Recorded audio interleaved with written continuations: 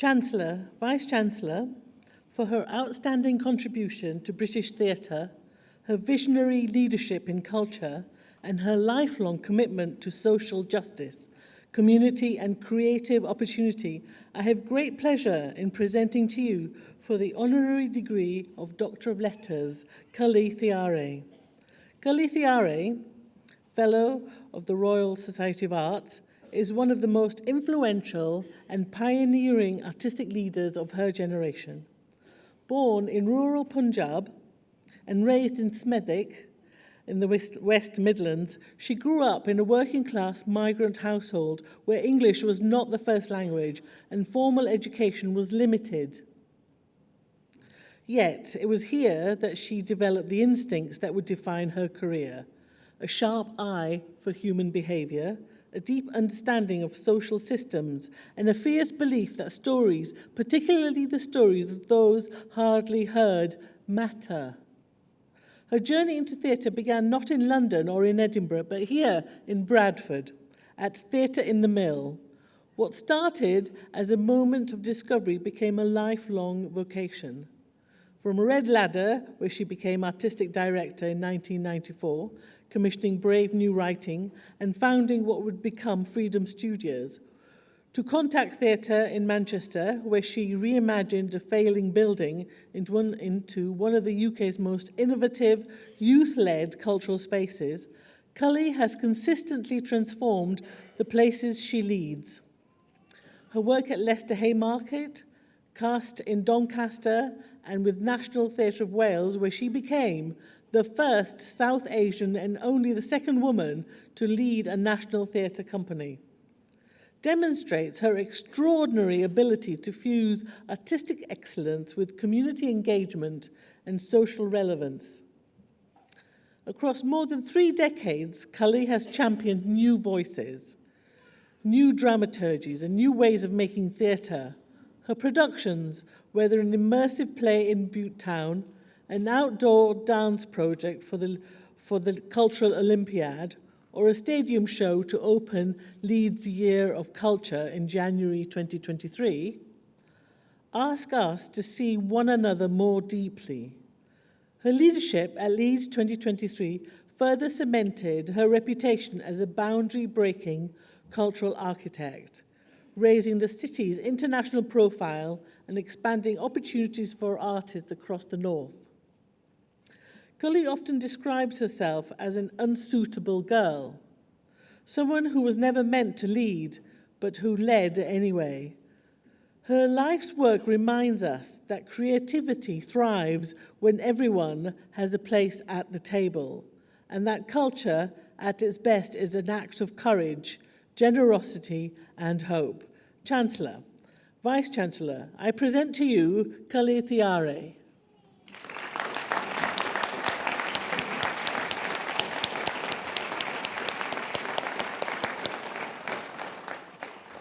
By the authority vested in me, I admit you to Doctor of the University. Congratulations. Well done.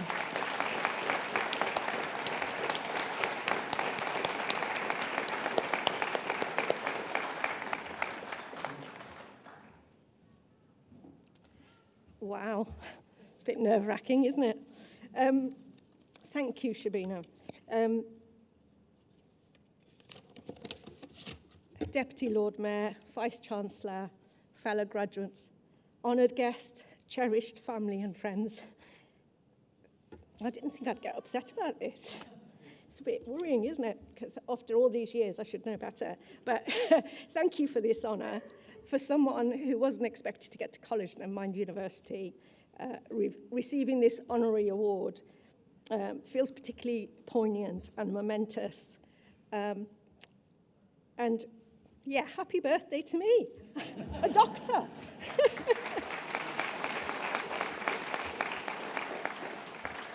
So huge thanks. What a privilege it is to be recognised in this way. But standing here before you takes me right back to the first day I arrived at the University of Bradford to be interviewed for a place on the Applied Social Studies course with a certificate of qualification in social work. I don't know if they still do it this way, but back then, it was an all-day affair, a group interview exploring some social work scenarios that seemed to last forever, and then a one-to-one with one of the tutors. And given the nature of the course, I noticed that there were lots of people who were older than me, and here I was, 18, and terrified.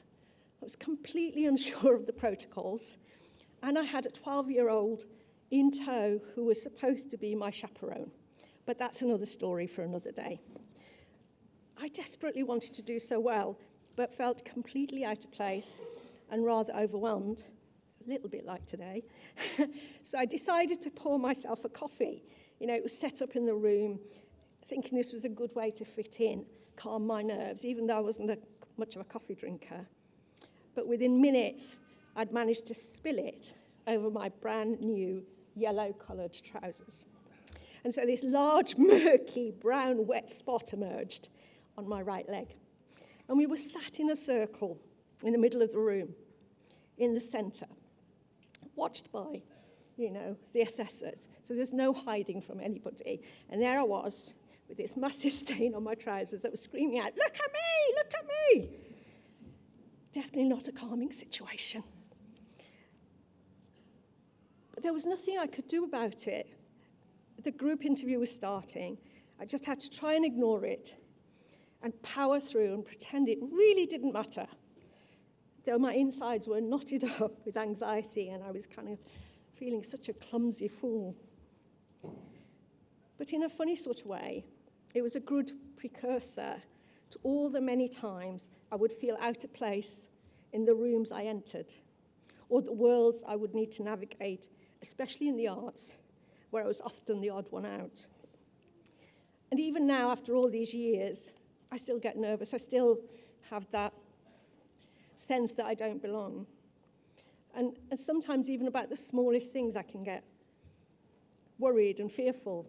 But I found my own way of dealing with the fear and doing it anyway. I guess it brings a certain kind of energy and a certain adrenaline, and it keeps me on my toes and stops me being complacent. And so now I welcome it. My time at Bradford was nothing short of transformative. It gave me a freedom I never had and an education that opened up possibilities that I could never have imagined, including becoming involved in Theatre in the Mill when Ruth Mackenzie was the fellow in theatre, and seeing work and shows and companies that opened me up to new ideas and widened my worldview. I enjoyed literature, and books had been my dream, had been my means of escape as a teenager.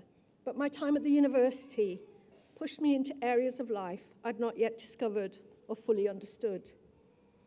I'd always been curious, and in Bradford I discovered the full power of learning, of words, of ideas, of arts, politics, and most importantly, the power of saying yes, even when it feels scary.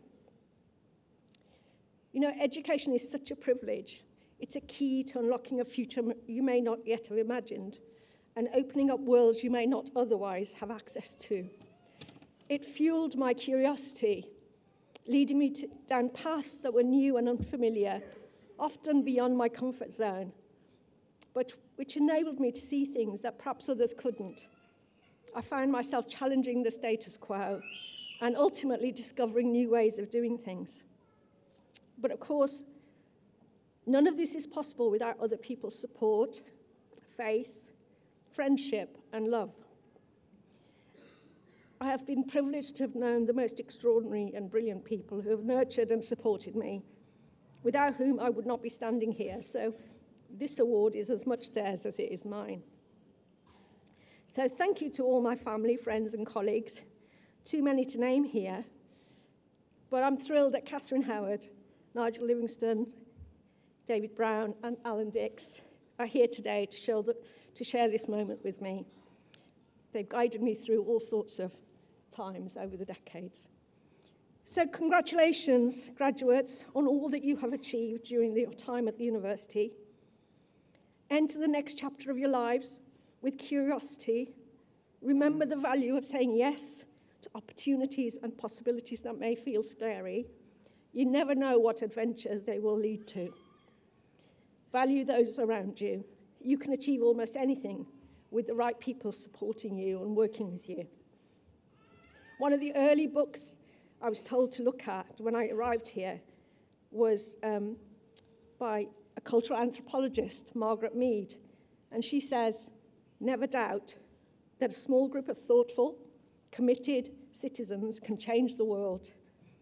Indeed, this is the only thing that ever has. And that's something that stayed with me, and I pass that on to you. Be collegiate and generous, kind and purposeful, and cherish your relationships as you find your own path in the world. As for the coffee, well, you can always stick to drinking water at interviews.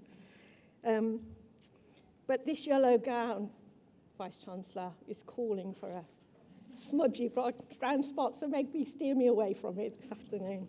Thank you very much. Very good wishes to you all.